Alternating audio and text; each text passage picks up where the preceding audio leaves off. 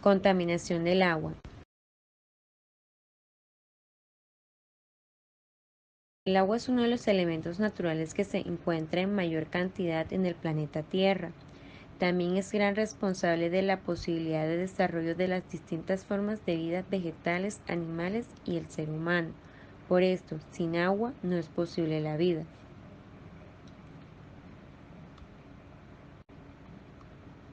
El agua constituye un elemento natural indispensable para el desarrollo de la vida y de las actividades humanas. Resulta difícil imaginar cualquier tipo de actividad en la que no se utilice de una u otra forma.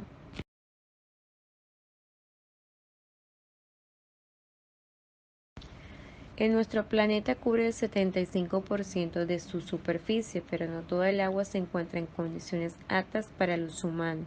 El 95% del agua es salada. El 2,5% resultante es el agua dulce distribuida en lagos, ríos, arroyos y embalses. Esta mínima proporción es la que podemos utilizar con más facilidad. El satisfacer distintas necesidades se transforma en recurso. Sin embargo, no todas las personas disponen de él. Esto sucede por varios motivos, entre los cuales se puede mencionar la desigualdad distribución natural del agua en la superficie terrestre.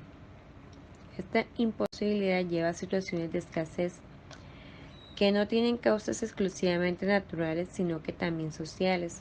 Esto nos permite decir que existe una estrecha relación entre la posibilidad de abastecimiento y el desarrollo, porque cuanto mayor es el desarrollo, mayor es la capacidad para obtenerla y mayor es la contaminación. La humanidad requiere el agua cada vez en mayores cantidades para realizar sus actividades. El mayor consumo del agua también se debe al incremento de las prácticas de irrigaciones agrícolas, el gran desarrollo industrial o la existencia de hábitos de consumo que en ocasiones implica su derroche. El agua tiene múltiples usos que a continuación explicaré. Agricultura. La irrigación de los campos necesita mucha agua, por eso es considerada donde se utiliza mayor cantidad de agua para producir los alimentos. Industrias. En el proceso industrial el agua también es imprescindible. Algunas industrias utilizan agua potable para sus productos, aunque también hay otras que utilizan otros recursos como refrigerantes o diluyentes de efluentes. Doméstico. En el caso doméstico se utiliza en gran medida en todas las actividades, ya sea en el higiene personal, lavado de utensilios para beber, el lavado de frutas y verduras, el lavado de coches, riegos de jardines, entre muchos más. La contaminación del agua comienza desde mucho tiempo atrás. Inicia en la Revolución Industrial entre la segunda mitad del siglo XVIII y los primeros años del siglo XIX. El aumento de los bienes de consumo y sus procesos de producción requerían de la utilización de gran cantidad de agua para la transformación de las materias primas. A su vez, los influentes de dichos procesos productivos eran vertidos en los cauces naturales de agua sin ningún tipo de depuración, con sus desechos contaminantes correspondientes. Aquí comenzó a extenderse el grave problema de la contaminación del agua. La contaminación del agua se puede definir de muchas maneras. Por lo general significa que una o más sustancias se han acumulado en el agua hasta tal punto que causa problemas para los animales o las personas. Y no solo en lo que respecta al aire que respiramos, sino también el agua que en definitiva nos bebemos o en la que viven muchas especies.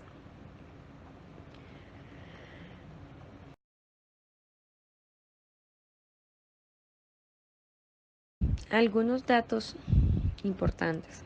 Más de 5 millones de personas mueren cada año por beber agua contaminada. El 90% del agua que consume la población mundial es agua subterránea. 4 litros de pintura o 1 litro de aceite para coches penetran en la tierra y contaminan 1 millón de litros de agua potable. 4 litros de gasolina derramadas en la tierra contaminan 3 millones de litros de agua. Estos datos son muy importantes porque si seguimos como vamos, muy pronto estaremos en escasez de agua. La contaminación hídrica o la contaminación del agua, como se ha mencionado anteriormente, es una modificación de esta, generalmente provocada por el ser humano.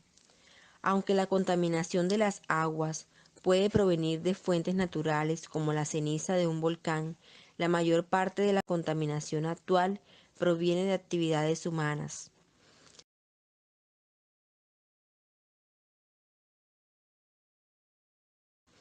Los tipos de contaminantes del agua se pueden clasificar de diferentes maneras. Entre ellas tenemos el siguiente grupo. Microorganismos patógenos.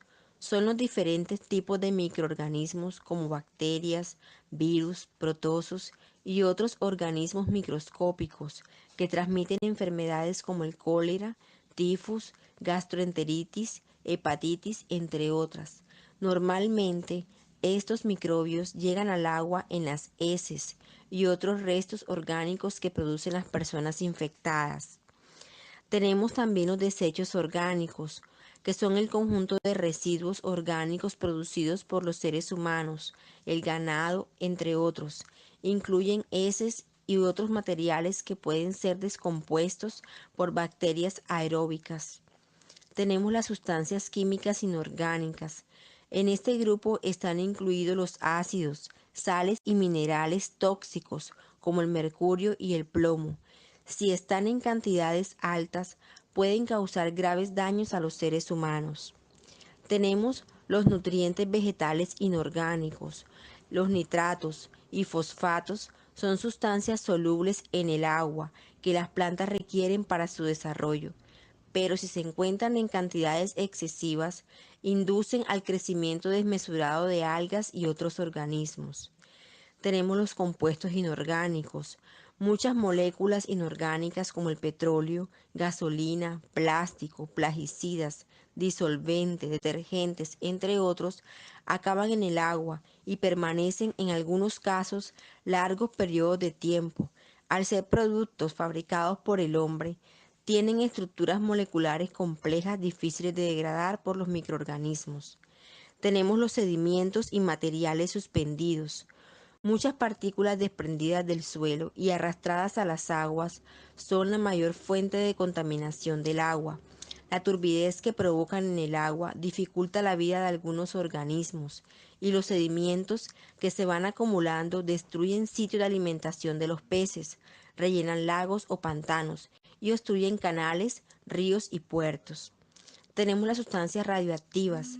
Hay isótopos radioactivos solubles, pueden estar presentes en el agua y a veces se pueden ir acumulando a lo largo de las cadenas tróficas, alcanzando concentraciones considerablemente más altas en algunos tejidos vivos que las que tenían en el agua. Tenemos la contaminación térmica. El agua caliente liberada por centrales de energía o procesos industriales eleva en ocasiones la temperatura de los ríos o embalses, con lo que disminuye su capacidad de contener oxígeno y afecta la vida de los organismos.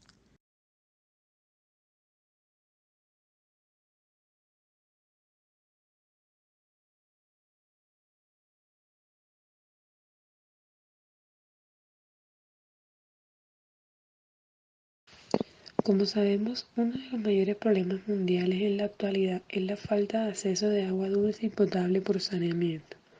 Si además le sumamos el problema de la contaminación del agua, se empeora el panorama.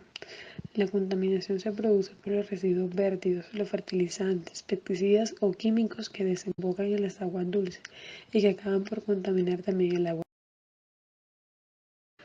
Causas y consecuencias de la contaminación del agua. Como sabemos, el agua es necesaria para cultivar y procesar alimentos. También brinda energía a la industria con el objetivo de satisfacer a una población en constante crecimiento. Es por esto que la gestión inadecuada de las aguas residuales urbanas, industriales y agrícolas conlleva a que el agua que beben cientos de millones de personas estén peligrosamente contaminadas o polucionadas químicamente. La contaminación del agua también provoca que parte de los ecosistemas acuáticos terminen desapareciendo por la rápida proliferación de algas invasoras que se nutren de todos los nutrientes que les proporcionan los residuos. Un aspecto que es bastante importante es la división del agua según su grado de contaminación. El primero es la polisaprobia, agua que está fuertemente contaminada con carbono orgánico. Se caracteriza por una población de organismos específicos y normalmente con una concentración muy baja e incluso totalmente ausencia de oxígeno. Segundo, la mesosaprobiana, los organismos que viven en medios con una cantidad moderada de materia orgánica y variable cantidad de oxígeno en disolución, como algunas algas clorofícias. Tercero y último, encontramos los oligosaprobianas, zonas de vértido de aguas residuales a un río, donde las aguas han alcanzado el aspecto y características de su estado natural. Para la contaminación del agua, podemos concluir lo siguiente. La problemática del agua en cada país siempre es diferente.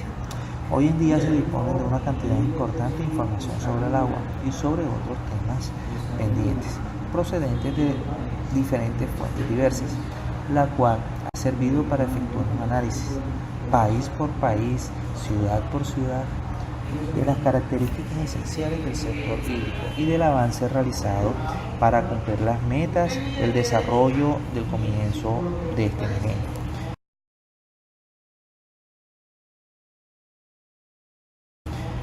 ¿Qué recomendaciones podríamos tener acerca de la problemática de la contaminación del agua? Bueno, como primero, fortalecer las unidades de servicio básico. Como segundo, elaborar un estudio de calidad del agua de todos los ríos para determinar el nivel de contaminación. ¿Este estudio cómo se podría determinar? Hombre, se podría determinar por el sector fisioquímico o microbiológico del agua en las etapas del tratamiento, en todas las plantas de potabilización y en los tanques de almacenamiento temporales donde se suministra el agua. ¿Con qué fin? Con el fin de obtener la información que lleve al punto donde inicia el problema. También se podría recomendar establecer planes de manejo y de seguimiento y monitoreo para los equipos utilizados durante este proceso, desde la fuente de capitalización hasta la distribución para su uso final. Parte de eso debemos elaborar un programa de educación ambiental, concientizar a la gente para que no boten basuras a las calles, ya que cuando se llueve toda esa basura cae en el agua y por ende en los tratamientos potables donde están las plantas de aguas residuales, ahí es donde viene ese tipo de contaminación.